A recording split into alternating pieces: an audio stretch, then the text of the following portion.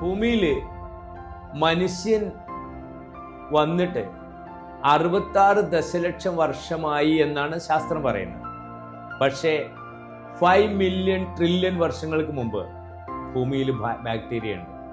ഭൂമിയിൽ ഇന്നേ വരെയുള്ള ചരിത്രം എടുത്ത് നോക്കിക്കഴിഞ്ഞാൽ മനുഷ്യന്റെ നാശത്തിലേക്ക് നയിച്ചതെല്ലാം സൂണോട്ടിക് ഡിസീസസ് ആണ്.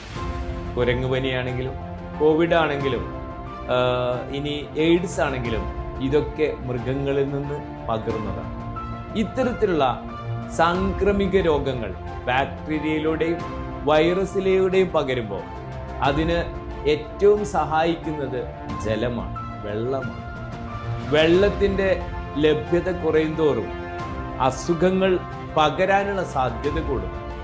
ഇത്തരം അവസ്ഥകൾ നിർമാർജനം ചെയ്യേണ്ടത് മനുഷ്യന്റെ ജീവിതം ഇവിടെ സുഖകരമാക്കാൻ അനിവാര്യമാണ്.